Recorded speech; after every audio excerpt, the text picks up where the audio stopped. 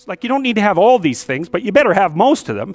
Family, friends, career, educational goals, plans for, time outside of work, attention to your mental and physical health, etc.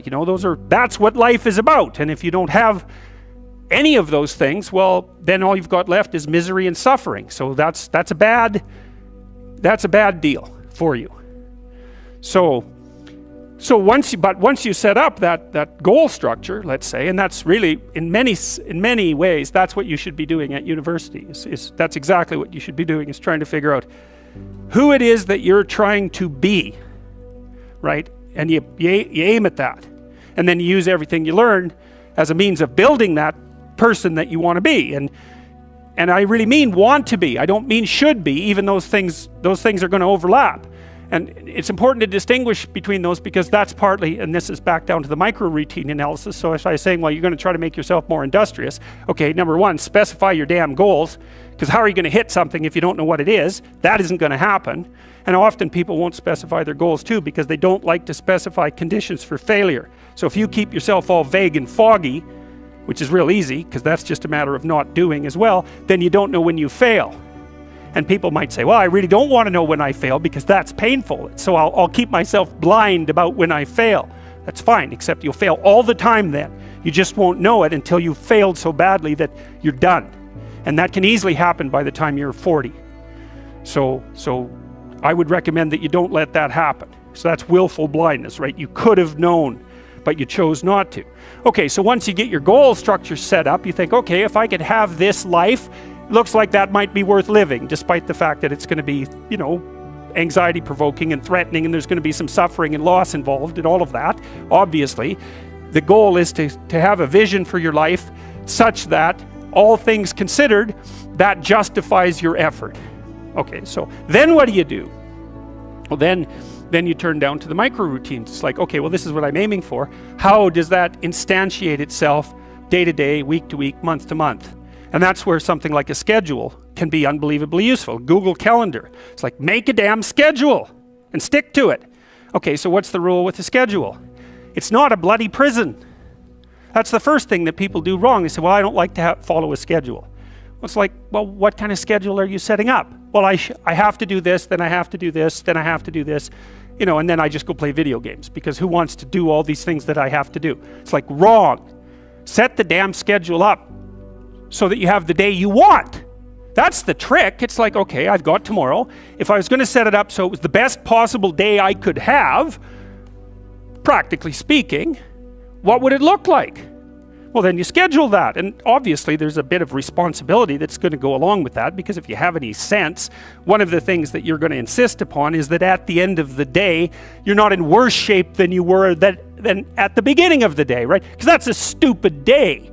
If you have a bunch of those in a row, you just dig yourself a hole and then you bury yourself in it. It's like, sorry, that's just not a good strategy. It's a bad strategy. So maybe 20% of your day has to be responsibility and obligation, or maybe it's more than that, depending on how far behind you are. But even that, you can ask yourself, okay, well, I've got these responsibilities. I have to schedule the damn things in. What's the right ratio of responsibility to reward? And you can ask yourself that, just like you'd negotiate with someone who is working for you. It's like, okay, you got to work tomorrow. Okay, so I want you to work tomorrow. And you might say, okay, well, what are you going to do for me that makes it likely that I'll work for you?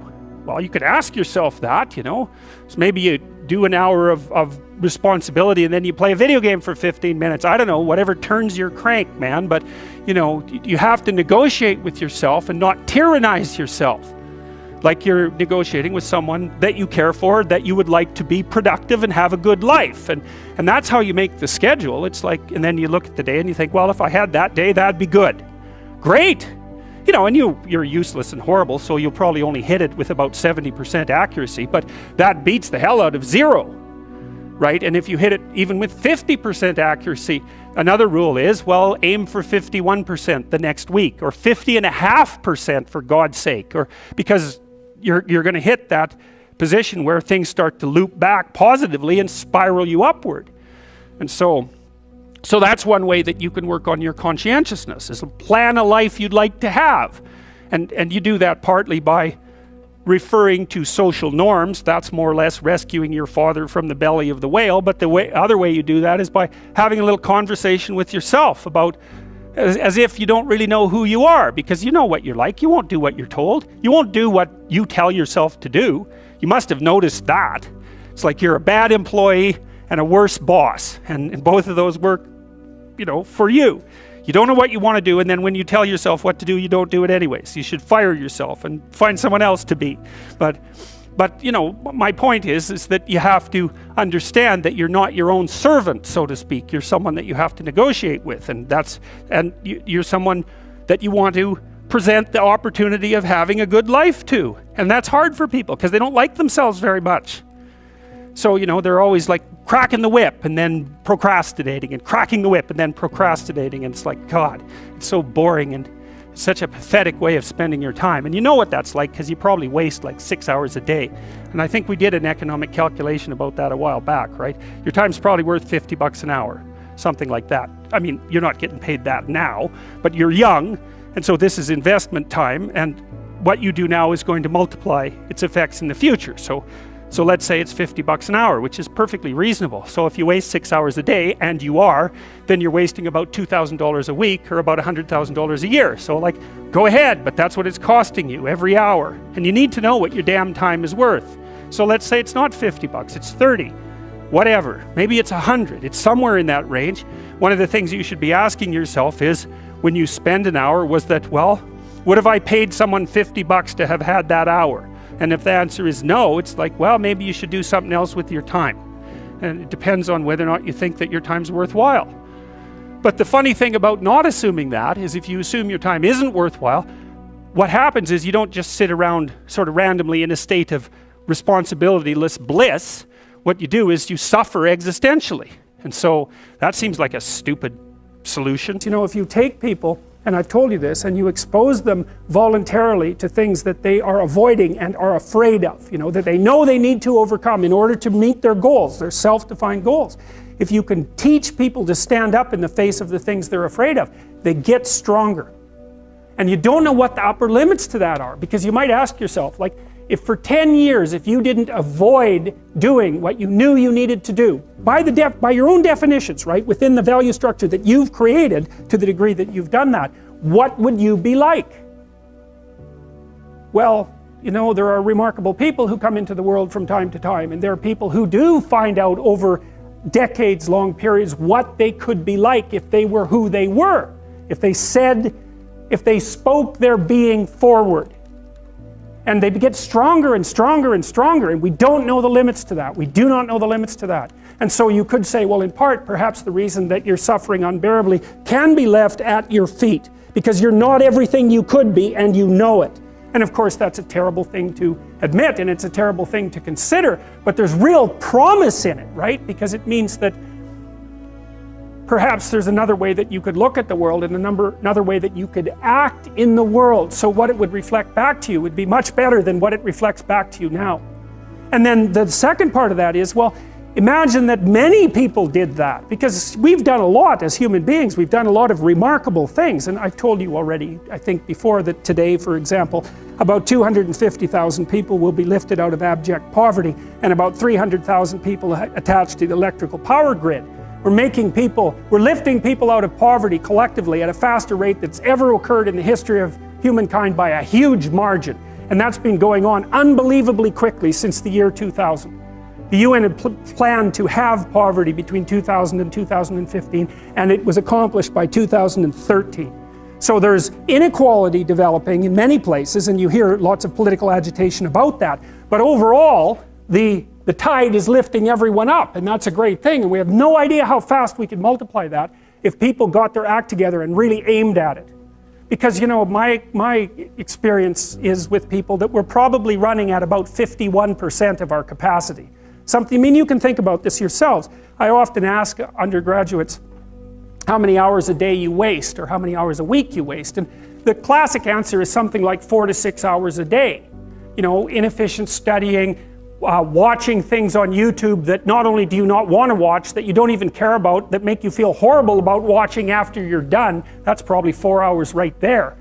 You think, well, that's 25 hours a week, it's 100 hours a month, that's 2.5 full work weeks, it's half a year of work weeks per year. And if your time is worth $20 an hour, which is a radical underestimate, it's probably more like 50 if you think about it in terms of deferred wages. If you're wasting 20 hours a week, you're wasting $50,000 a year. And you are doing that right now. And it's because you're young, wasting $50,000 a year is a way bigger catastrophe than it would be for me to waste it, because I'm not going to last nearly as long. And so if your life isn't everything it could be, you could ask yourself, well, what would happen if you just stopped wasting the opportunities that are in front of you? You'd be who knows how much more efficient? 10 times more efficient, 20 times more efficient. That's the Pareto distribution. You have no idea how efficient people get. It's off the charts. Well, and if we all got our act together collectively and stopped making things worse, because that's another thing people do all the time, not only do they not do what they should to make things better, they actively attempt to make things worse because they're spiteful or resentful or arrogant or deceitful or homicidal or genocidal or all of those things all bundled together in an absolutely pathological package. If people stopped really trying just to make things worse, we have no idea how much better they would get just because of that. So there's this weird dynamic that's part of the existential system of ideas between human vulnerability, social judgment, both of which are major causes of suffering, and the failure of individuals to adopt the responsibility that they know they should adopt. And that's the thing that's interesting too, is that, and like another thing I've often asked my undergraduate classes is, you know, there's this idea that people have a conscience. And you know what the conscience is. It's this feeling or voice you have in your head just before you do something that you know is stupid, telling you that probably you shouldn't do that stupid thing. You don't have to listen to it, strangely enough. But you go ahead and do it anyways, and then, of course, exactly what the conscience told you was going to happen inevitably happens, so that you feel even stupider about it than you would if it happened by accident. Because you know, I knew this was going to happen, I got a warning it was going to happen, and I went and did it anyways. And the funny thing too is that conscience operates within people, and we really don't understand what the hell that is. So you might say, well, what would happen if you abided by your conscience for 5 years or for 10 years? What sort of position might you be in? What sort of family might you have? What sort of relationship might you be able to forge? And you can be bloody sure that a relationship that's forged on the basis of who you actually are is going to be a lot stronger and more welcome than one that's forged on the basis of who you aren't. Now, of course, that means that the person you're with has to deal with the full force of you in all your ability and your catastrophe, and that's a very difficult thing to negotiate. But if you do negotiate it, well, at least you have something, you have somewhere solid to stand, and you have somewhere to live, you have a real life. And it's a great basis upon which to bring children into the world, for example, because you can have an actual relationship with them instead of torturing them half to death, which is what happens in a tremendously large minority of cases. Well, it's more than that too, because, and this is what I'll close with, and this is why I wanted to introduce Solzhenitsyn's writings to you. You see, because it isn't merely that your fate depends on whether or not you get your act together and to what degree you decide that you're going to live out your own genuine being. It isn't only your fate, it's the fate of everyone that you're networked with. And so, you know, you think, well, there's 7 billion people in the world. We're going to peak at about 9 billion, by the way, and then it'll decline rapidly. But 7 billion people in the world, and who are you? You're just one little dust mote among that 7 billion. And so it really doesn't matter what you do or don't do, but that's simply not the case. It's the wrong model, because you're at the center of a network. You're a node in a network. Of course, that's even more true now that we have social media. You'll know 1,000 people, at least, over the course of your life. And they'll know 1,000 people each, and that puts you one person away from 1 million, and 2 persons away from 1 billion. And so that's how you're connected. And the things you do, they're like dropping a stone in a pond. The ripples move outward, and they affect things in ways that you can't fully comprehend. And it means that the things that you do and that you don't do are far more important than you think. And so if you act that way, of course, the terror of realizing that is that it actually starts to matter what you do. And you might say, well, that's better than living a meaningless existence. It's better for it to matter. But I mean, if you really asked yourself, would you be so sure if you had the choice? I can live with no responsibility whatsoever. The price I pay is that nothing matters. Or I can reverse it and everything matters. But I have to take the responsibility that's associated with that. It's not so obvious to me that people would take the meaningful path. You know, when you say, well, nihilists suffer dreadfully because there's no meaning in their life and they still suffer. Yeah, but the advantage is they have no responsibility. So that's the payoff, and I actually think that's the motivation. Say, well, I can't help being nihilistic. All my belief systems have collapsed. It's like, yeah, maybe. Maybe you've just allowed them to collapse because it's a hell of a lot easier than acting them out. And the price you pay is some meaningless suffering, but you can always whine about that and people will feel sorry for you, and you have the option of taking the pathway of the martyr, so that's a pretty good deal, all things considered. Especially when the alternative is to bear your burden properly and to live forthrightly in the world. Well, what Solzhenitsyn figured out, and so many people in the 20th century, it's not just him, even though he's the best example, is that if you live a pathological life, you pathologize your society. And if enough people do that, then it's hell. Really. Really. And you can read the Gulag Archipelago if you have the fortitude to do that, and you'll see exactly what hell is like. And then you can decide if that's a place you'd like to visit, or even more importantly, if it's a place you'd like to visit and take all your family and friends, because that's what happened in the 20th century. How to think about motivation? We'll think about it from the hypothalamic perspective. So we could say one thing that motivation does is set goals. And we could say that emotions track progress towards goals. And I'm going to use that schema even though it's not exactly right. So you say, well, motivation determines where you're going to aim. So if you're hungry, you're going to aim at something to eat. And then that will organize your perceptions so that you zero out everything that isn't relevant to that task, which is almost everything. You concentrate on those few things that are going to facilitate your movement forward. When you encounter those things, that produces positive emotion as you move through the world towards your goal, and you see that things are laying themselves out that facilitate your movement forward. Those things cause positive emotion. And if you encounter anything that gets in the way, then that produces negative emotion, and it can be like threat, because you're not supposed to encounter something that gets in the way. It can be anger, so that you move it away. It can be frustration, disappointment, grief. Those would, if you had a response that serious to an obstacle, it would probably punish the little motivated frame right out of existence. You know, so you walk downstairs and, I don't know, the contracting company has set a wrecking ball through your kitchen. It's like, that's going to be disappointing. You're not going to keep eating the peanut butter sandwich in the rubble. That little frame is going to get punished out of existence, and some new goal is going to pop up in its stead. And you know, one of the things we're going to try to sort out is how do you decide when you've encountered an obstacle that's so big that you should just quit and go do something else? Because that's not obvious. You know, and you can get into counterproductive persistence pretty easily. So we don't know how people solve that problem. It's a really complicated one. So anyways, we're going to work on that scenario. Your hypothalamus pops up micro goals that are directly relevant to biological survival. That produces a frame of reference. So it's not a goal, it's not a drive, and it's not a collection of behaviors. It's a little personality. And the personality has a viewpoint, it has thoughts that go along with it. It has perceptions, it has action tendencies, all of that. You can see this in addiction, most particularly. So one of the things that you find often with people who are alcoholic is they lie all the time. And that's because when they've built a little alcohol-dependent personality inside of themselves, or a big one, maybe it's 90% of their personality, and one of the things that consists of is all the rationalizations that they've used over the years to justify their addiction to themselves and to other people. And so the addiction has a personality.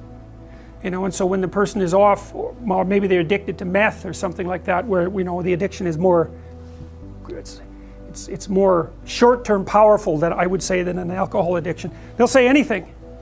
And the words are just tools used to get towards the goal. And if they happen to be deceptive, whatever, it doesn't matter.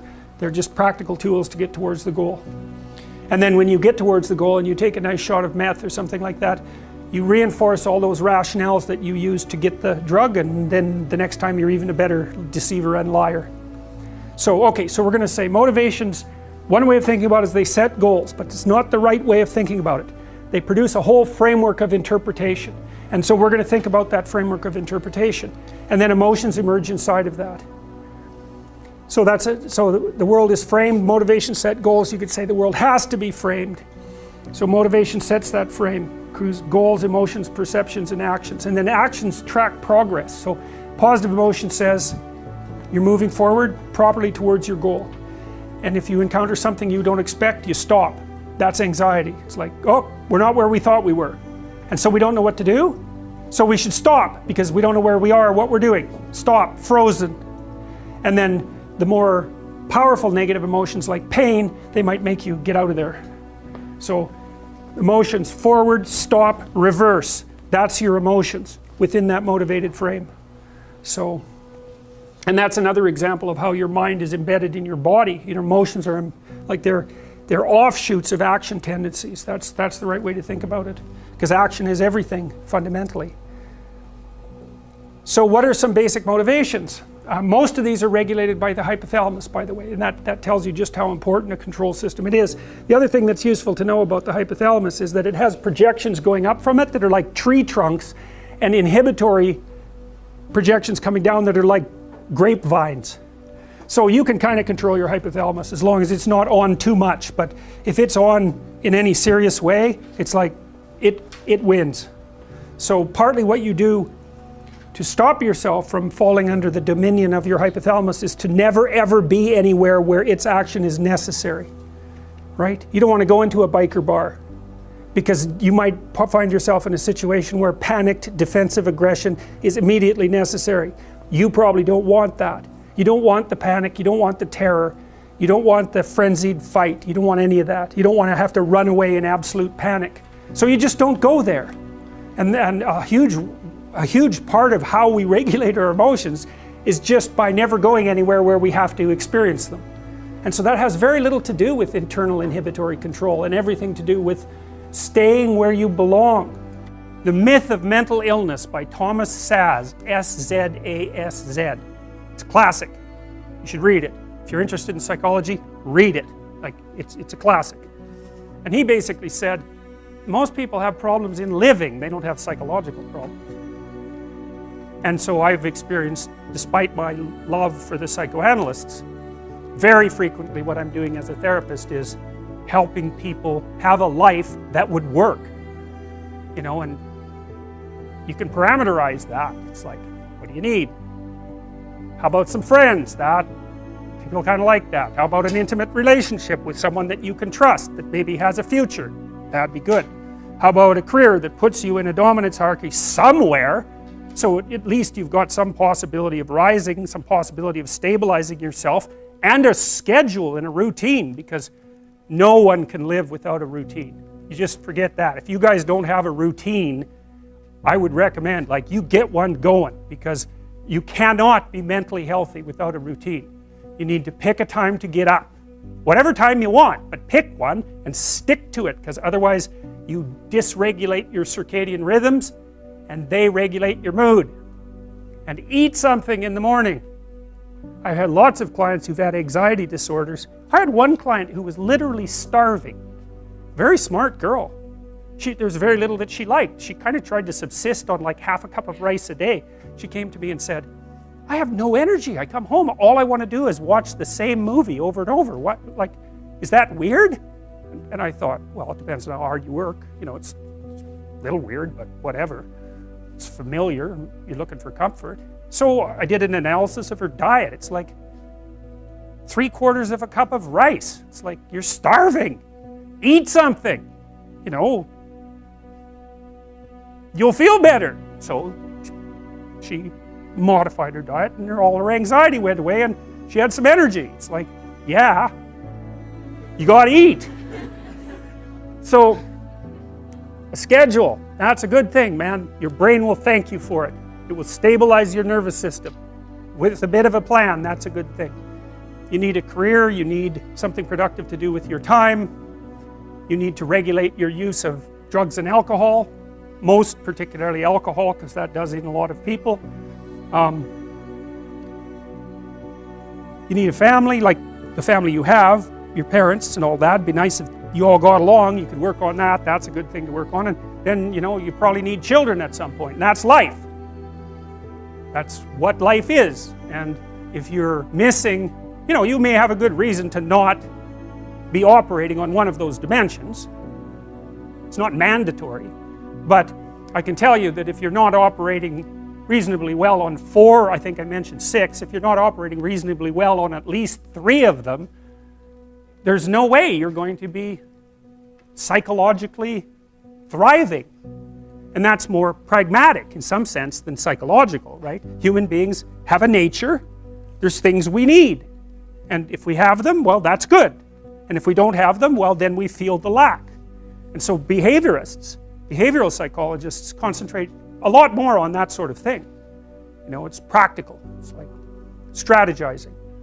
Make a career plan. Figure out how to negotiate, because that's bloody important. Figure out how to say what you need. Figure out how to tell the truth to people. Figure out how to listen to your partner in particular, because if you listen to them, they will actually tell you what they want, and sometimes you can give it to them and maybe they'll return the favor. And if you practice that for like 15 years, well, then maybe you're constantly giving each other what you want. Well, hooray, that would be good. And then there's 2 of you under most circumstances, and it's better to have 2 brains than 1, because people think differently because of their temperament mostly. And so the negotiation is where the wisdom arises, and it's part of the transformation, the psychological transformation that's attendant on an intimate relationship, and one of the fundamental purposes of a long-term intimate relationship.